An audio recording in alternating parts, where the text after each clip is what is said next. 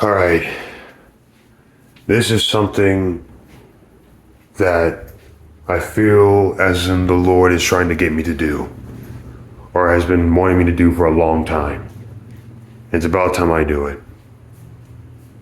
So, there's one thing I want to get out of the way first. Stop trying to predict when the Lord comes back. I said it.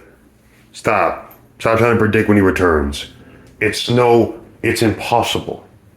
Trying to predict when the Lord returns is like trying to control him. You can't control the Lord. He cannot be controlled. He cannot be commanded. He just cannot be fathomed. He is the unfathomable. He is the mysterious. He is the ruler. He is the only deity. There is no Allah. There is no Muhammad. There is no other false deity that other religions worship. They're all idols. All of them. All of them are idols. They're not real. None of them. There's only one deity, and he lives up there. And one day he will return. Now, when will he return? We don't know.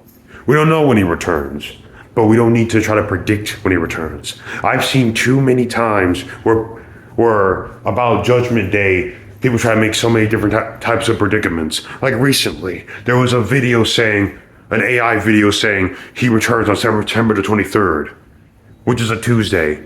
How do we know that? If we can predict when the Lord returns, then the Bible will be wrong, but it's not wrong. The Bible is the truth. It is the word of the Lord. It is every single thing that has been documented, has been recorded, is all in that very holy book. And all of it is the truth. He is the truth. And none of it cannot be predicted. It cannot be altered. It cannot be even changed. It's ridiculous. I've seen too many. And all it's going to do is either going to get people to draw away from God. It's going to confuse people. It's going to cause stress, everything. And I can say that because that's happening to me. I've had that happen too many times where I have become the victim of being overly anxious, shameful, afraid for nothing. But you shouldn't be.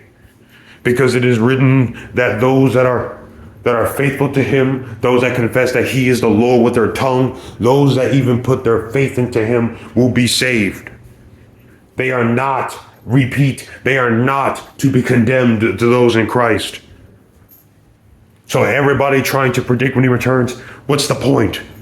Because I have two analogies of doing this, of how to represent this. One, trying to predict when God returns is like trying to control the sea with your bare hands, trying to shape the mountains with a snap of your fingers, trying to elevate and control the weather with your mind. They are not possible. They are impossible. You cannot do that. You know why? Because that is not your role. Second one, trying to predict when the God returns is like trying to become him. You cannot be God. There's already too many politicians and too many of those that are drowned in arrogance, drowned in prideful sin that try to be him, but you cannot. Because he cannot be mocked. He cannot be emulated. He cannot be duplicated. There's only one. So we need to put an end to all those that try to predict when he returns. People like realism. He talks about the end times. Does he try to predict when God returns? No. In fact, he made a skit about it. He made a skit about people trying to predict his return. And you know what?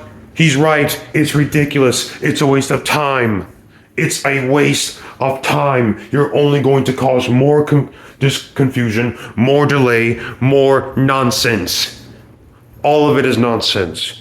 What should matter, and the only goal in life, is to hear the words, "I know you," from the Lord himself.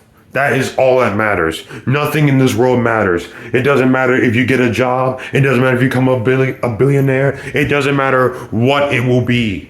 This world is of irrelevance. It's only a temporal flesh barrier that The gates of heaven being opened is the ultimate goal. Seeing the beauty of it, being reunited with your predecessors, being seen by the Lord, worshiping him day after day, living with him for eternity is all that matters.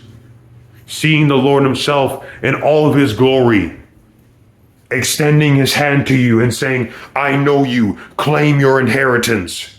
That's all that matters.